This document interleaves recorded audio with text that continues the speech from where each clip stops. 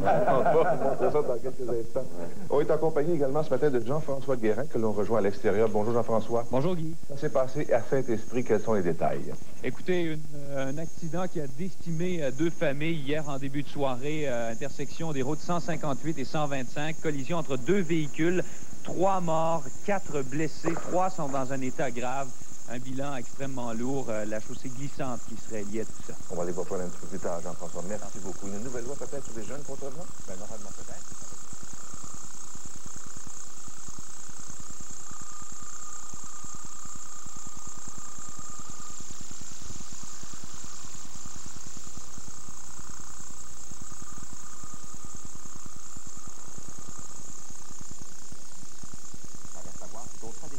Ah bon? Oui. Et la curatelle publique, il y a un ménage qui s'impose, peut-être? Oui, ça sera annoncé dès aujourd'hui. Qu'est-ce qu'on va en faire de la curatelle publique dorénavant? Alors, on va modifier son modus operandi, sa façon de faire, en bon français, et également le rôle du curateur aussi, par le lumière de ces transformations-là. Et là, on a regardé la télévision fin de semaine. Ah oui. Il y avait les Duprez, évidemment, qui ont beaucoup retenu notre attention avec le violon rouge qui a remporté 9 trophées sur une possibilité de 14. Et il y avait également les Junos. Céline est repartie avec 5 Junos. Il y avait les Césars aussi en fin de semaine. La vie rêvée des anges est repartie avec meilleur film. Et Élodie Boucher a raflé le César à Catherine Deneuve pour Place Vendôme. Alors, on vous fera un compte rendu de tout ça ce matin. Ça, c'était le moment du show hier. C'est vraiment La Société de la presse, on va s'en parler avec vous au téléphone un peu plus tard. Alors, Benoît, dans le monde du sport ce matin, M. Ménard est rentré à Montréal. Il est allé hier, vous savez qu'il a passé les derniers jours en Floride pour tenter de prendre le coup des expos là-bas. Et là, on a réussi à lui parler hier. Vous savez que cette semaine, la grande mission de M. Ménard, il va aller cogner aux portes des 2 paliers du gouvernement pour tenter d'avoir un peu d'aide de ce côté-là. Est-ce que ça va fonctionner à son cas? Ça a déjà été fait, effectivement. On va lui prendre un gant doré. Exactement, oui. Ça ne sera pas facile. La mission est très difficile pour lui. Ni rien comprendre. 10h03 minutes. Mesdames, messieurs, tambour, trompette, roulement de tambour, s'il vous plaît. La voici de retour. Madame Sanson. José, comment ça va? Mais ça va super bien, et vous? Ça va très, très, très, très bien. Bon, les gens nous ont demandé par coup électronique, par téléphone, par renseignement et commentaires, comment va son bébé? Oh, elle va super bien. Ça lui fait quel âge? Elle est en pleine pour en avoir presque 6 mois, la semaine prochaine. Oui. Que ça va? C'est Audrey, hein? Andrea. C'est ce que je disais. C'était pas loin. C'est l'émotion, José. Oh, mon Dieu. Alors, je vous dirais que la patate à pompe ce matin. La patate à pompe. Ah, c'est bon, ça. Bon, il fait froid? Oh, il fait très froid, oui. Puis la madame est nerveuse un petit peu parce que son retour, ça fait longtemps. Bah. Non, il va faire beau aujourd'hui. Malheureusement, ce matin, oui, il faut s'habiller chaudement parce que c'est quand même assez froid. On a des températures qui varient entre moins 26 et moins 11. Mais la bonne nouvelle, on aura du soleil un peu partout sur nos régions. Je reviens tantôt avec d'autres détails. Le mois de mars prend pour le mois de février aujourd'hui. C'est bizarre. 6h04 minutes. Donc, en plus de Marcel Sabourin, ce matin, il y aura au programme aussi François Côté qui va nous parler de la science et quelques anniversaires importants qu'on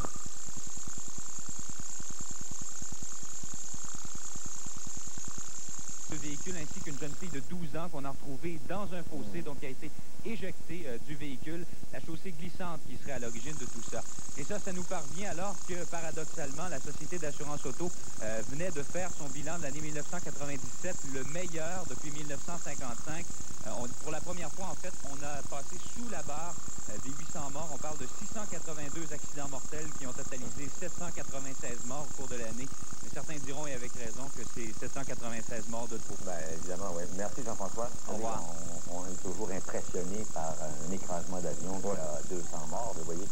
Chaque année, ça recommence, et sans compter les accidents de motoneige, les noyades, accidents de travail, tout ça. Sur des routes seulement.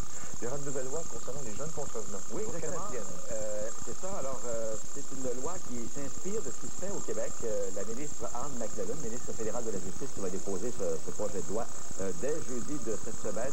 Alors, ça touche les jeunes contrevenants de 14 à 16 ans, parce que 16 ans et plus, c'est automatique, on est traduit devant les tribunaux d'adultes, alors que là, les provinces auront le choix entre les traduire, ces jeunes de 14 à 16 ans, devant un tribunal pour adultes, ou encore, si les provinces le désirent, continuer à les traduire devant les tribunaux de la jeunesse. Et en même temps, la loi autorisera les tribunaux à publier les noms de ces jeunes contrevenants et pourrait aussi obliger les parents de ces jeunes, s'ils en ont les moyens, à rembourser les frais judiciaires. Alors, l'option entre tribunal adulte, tribunal de jeunesse, ça reste entre les mains des différentes provinces. Entre-temps, vous voyez, dans le budget Martin du mois dernier, là, il y avait été prévu 206 millions pour les jeunes contrevenants, dont 150 millions seulement pour l'application de cette nouvelle loi. Tout le monde va être un peu plus responsable. Voilà, il faut serrer la distance. Curatelle publique, des changements annoncés? Oui, alors M. Pierre Gabriel, qui est le curateur public, qui va nous dire aujourd'hui le virage qu'il entend prendre avec la curatelle publique. Et vous savez qu'il y a un rapport qui a été publié au mois de mai dernier qui n'était pas très tendre pour ce service gouvernemental.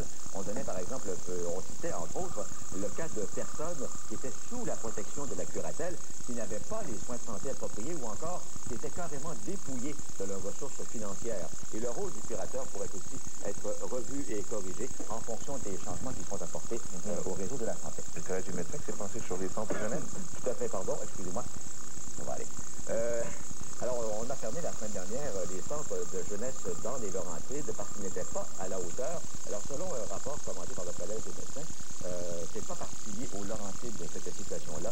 On soulève des lacunes évidentes quant à la disponibilité des soins médicaux, les diagnostics qui sont retardés d'autant avec les résultats qu'on se retrouve avec des cas de suicide. Depuis 1997, on a multiplié les cas qui sont déférés aux psychiatres qui trouvent, eux, que c'est beaucoup trop. Là. Alors, il y a une autre étude qui est commandée, celle-là, par les centres de jeunesse, qui disent que les intervenants n'ont pas la formation requise, ce qui fait dire au Collège des médecins qu'il faudra les former davantage pour être mieux outillés pour faire face à ce type de situation là, qui confronte les jeunes. Et puis, il y en a d'autres qui rappellent que le suicide, là, c'est pas l'affaire des centres de jeunesse seulement, c'est aussi l'affaire de toute la société. Comment? Ouais. Le bug de l'an 2000 qui revient à vie aux compagnies aériennes? Oui, ben, c'est Transport Canada qui avertit les compagnies aériennes canadiennes que le bug de l'an 2000, s'il se manifeste, menace des équipements de sécurité aérienne. Par exemple, les pièces de rechange.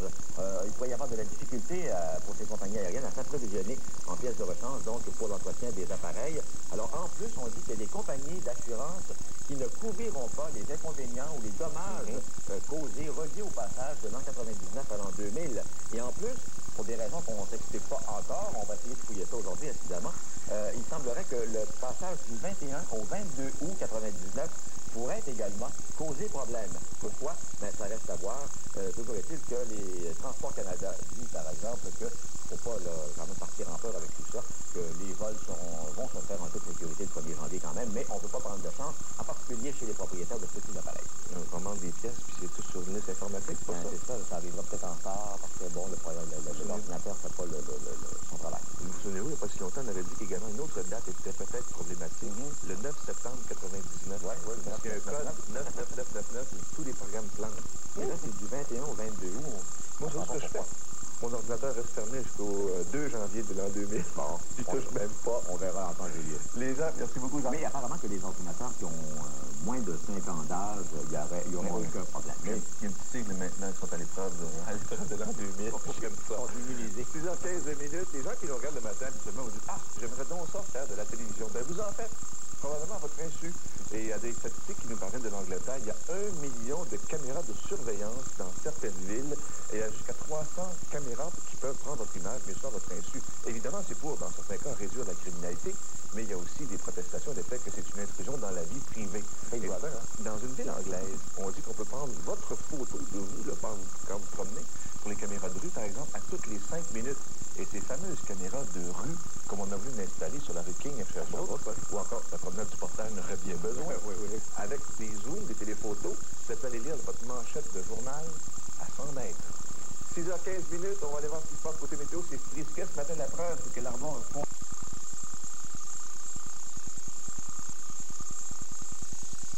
Le ministre entend satisfaire à la fois les tenants de la réhabilitation et ceux de la ligne dure.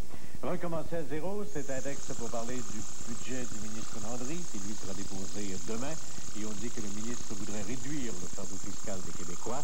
Et puis, évidemment, beaucoup de culture, les 9 Jutras sur 13 qui sont allés au film de François Girard, donc à la soirée des Jutras hier soir. Et la mort des visionnaires, c'est celle du cinéaste Stanley Kubrick, l'auteur de Orange Mécanique, Odyssée de l'espace notamment. Dans la presse, là aussi, la grande manchette, ce sont les jeunes contrevenants qui seront désormais jugés comme des adultes. On parle du Québec qui investirait 41% de moins que les États-Unis. Ça, ce sont des chiffres qui viennent du ministère même de l'Éducation et sur lesquels la presse est tombée. Et puis, photo d'une actrice bien heureuse, Pascale Monti, meilleure actrice hier soir pour le film Le cœur au point de Charles Villamy. Dans le Journal de Montréal, on parle de Céline cette fois, donc il n'est pas question des Jutras en une, mais des Junos. Céline qui a raflé 5 Junos hier soir. Dans le Soleil de Québec, voyez que la première page est presque faite uniquement de choses culturelles. Donc, on parle d'abord de l'écrivaine Claire Martin, 85 ans. On a dit sereine et active, et effectivement, elle a plusieurs considérations sur le couple d'aujourd'hui. Et puis, les prix Jutra, donc le violon rouge de François Girard et les Junos pour Céline Dion. À part ça, dans le droit d'Ottawa, il est question du bug de l'an 2003. Quel est ce bug? L'arrivée massive de nouveaux étudiants. Et on souligne de belle façon donc la journée internationale de la femme. On dit que la lutte n'est pas finie. Dans la Gazette, on se demande si les garderies à 5 $ ne sont pas victimes de leur propre succès. Et la mort du cinéaste Stanley Kubrick, on parle de la fin d'une odyssée du cinéma. À part ça, dans le Journal de Québec, les 9 Jutras pour le violon rouge, les 5 Junos pour Céline, vraiment c'est un déluge de récompense pour elle, titre-t-on, et on parle de la ville de Québec comme étant le carrefour de l'échangisme. Dans le Nouvelliste sur le Trois-Rivières, on dit que le ministre Julien garde plutôt espoir que les travailleurs de la Wayagamac en sauront un peu plus sur leur avenir au cours du mois de mai. Et puis, en cette journée de la femme, il est question de 5 générations de femmes à grand-mère, donc passé, présent et futur. Dans la Tribune de Sherbrooke, les syndiqués qui rentrent, c'est l'arrêt de travail illégal des employés des opérations Black Lille, de laboratoire Chlorotolite, qui prend fin, c'est ça? Et puis, dans le quotidien de Chicoutimi, donc la journée de la femme, mettre fin à la pauvreté, c'est ce qu'on propose. Et dans la Voie de l'Est, incendie qui a fait que 800 forts ont été brûlés. Une bonne nouvelle concernant cette journée de la femme, entre autres, c'est que depuis une dizaine d'années, maintenant, l'entrepreneurship féminin a gagné en importance de 25 à 37%. En éditorial aujourd'hui, Serge? On va parler du ministre Landry et de son budget. Justement, c'est un peu ce dont va nous raconter Jacques Moisan au retour de la pause aux informations. Les préparatifs en marge du budget présenté demain, 16h, à l'Assemblée nationale. Et dans le monde du sport, la honte, comme disait Yvon Deschamps, la honte, mesdames et messieurs, abattue sur le Canadien, qui reprend le collier, ça dit en passant, ce soir contre les Panthers de la Floride.